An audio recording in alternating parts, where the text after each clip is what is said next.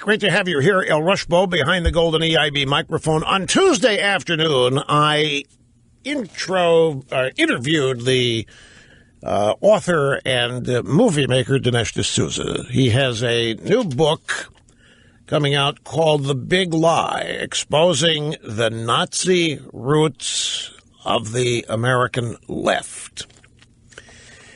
Provocative, obviously.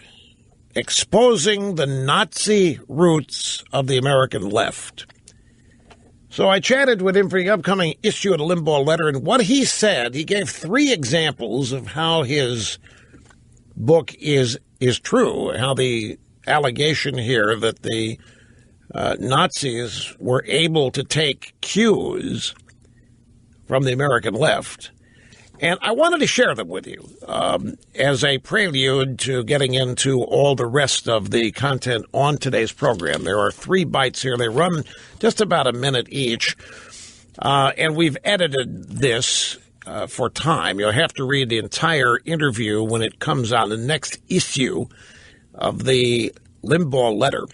But the first claim that D'Souza makes, and by the way, to back this up, we need to point out that militant Islam has also deep ties to Hitler and Nazism. Hitler had an appreciation and understanding for Islam, and there are numerous bits of evidence that recount meetings between major mufti and mullahs and Hitler during World War II. These are things that it's not said in polite society. It's not alleged.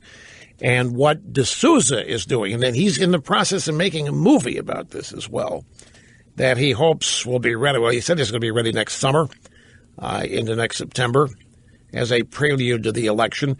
His first contention, again, that there are basically 3 examples of the Nazis, the German Nazis, adopting leftist ideas from the American Democratic Party. I'll tell you why he decided to do this. He's like everybody else in the right wing, fed up with the allegation that racism and all this has its home in the Republican Party. It's the exact opposite. Racism, segregation, all of this. These were all Democrats back in the 1960s who were trying to violate civil rights and keep blacks out of universities. All those governors and Bull Connor, the police chief, turning the fire hoses on African-American protesters and Martin Luther King. These are all Democrats. And D'Souza is, like many people on the right, frustrated with this history revisionism.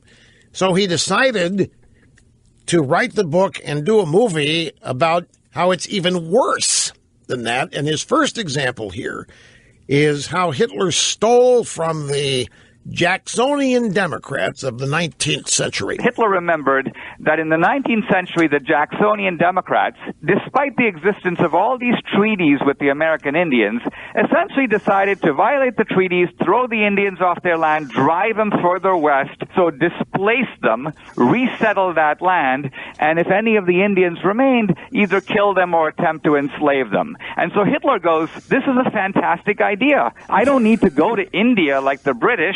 I'll just conquer in Europe. I'll throw the Poles off their land, the Slavs, the Eastern Europeans, the Russians. We'll resettle that land with German families, and if any of the natives stay back, we'll enslave them. So this notion, the historians call it Lebensraum, which means living space, but it's basically German expansion in Europe. Hitler got the idea to do that from the Jacksonian Democrats of the 19th century. As we talked to him, I said, wait, is this just your interpretation? Are you looking at events that happened in America in the 19th century and then comparing events that happened in Europe in the 1940s? Are you drawing a connection? No. The Nazis acknowledged this, he said. The historical record is clear. The Nazis acknowledged where they, quote-unquote, learned this stuff. And his point here was that when he saw how the Jacksonian Democrats dealt with Indians, Native Americans, throwing them on the reservation, throwing them off, basically getting them out of mainstream circulation, say, hey, this is a great idea. Now, this is going to offend, I can't tell you how many people. It's going to light up, I can't tell you how many people, if the book isn't ignored. and if his movie isn't. But I guarantee you these are just things you don't say. You just don't say them. And, of course, D'Souza is saying these things after having been imprisoned by the Obama administration for this bogus campaign finance charge. The second example of the Nazis adopting leftist Democrat ideas was that Hitler stole the whole idea of segregation from Southern Democrats. See what you think of this. The Nuremberg laws were the laws that turned Jews into second-class citizens. The senior officials of the Nazi Party get together to draft these laws. There was a transcript made of their meeting because they felt it was a momentous occasion. They were founding the world's first racist state. And then one of the Nazis in the Justice Department, who happened to have studied in America, basically told the Nazis, not so fast, you can't start the world's first racist state because the Democrats in the American South have already done it. He goes, all the things we're talking about, outlawing intermarriage, segregation, discrimination, they already have these laws. They exist. So all we have to do, he said, is take the Democratic laws, cross out the word black and write in the word Jew, and we're home free. So the Nazis then began a detailed examination of the Democratic Party laws.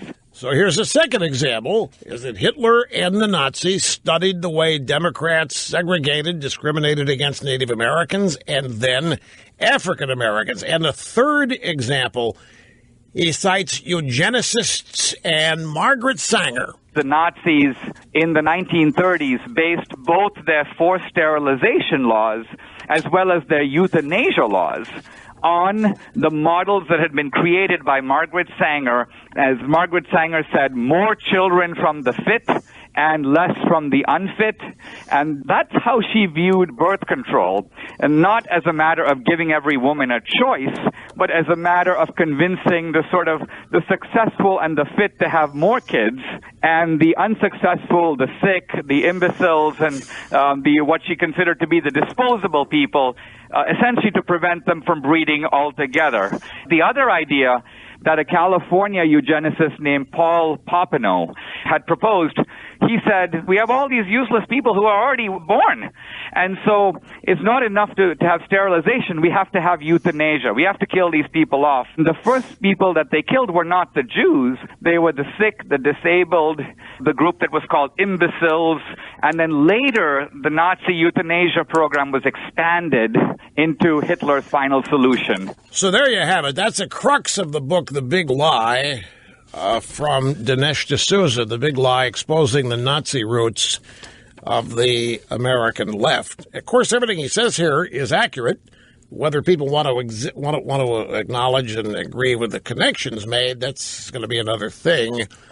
But it's not going to sit well with people on the American left who, of course, are portraying themselves as the exact opposite of all of this.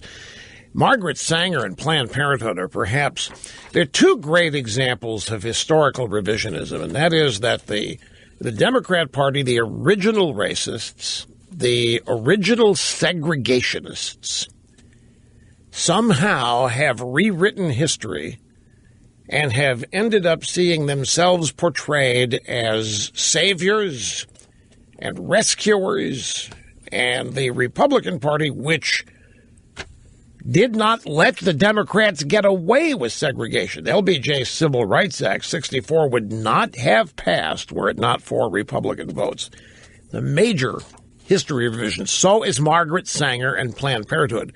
D'Souza, and for those of you who are millennials and maybe hearing this for the first time, I want you to not doubt me. Everything you've heard D'Souza say here is accurate. And particularly about Margaret Sanger. Margaret Sanger, Planned Parenthood was not about choice, and it was not about allowing women to have control over their bodies. Margaret Sanger was the original eugenicist in this. She and many other Americans, she was in Australia, many Americans joined her in this effort of a master race.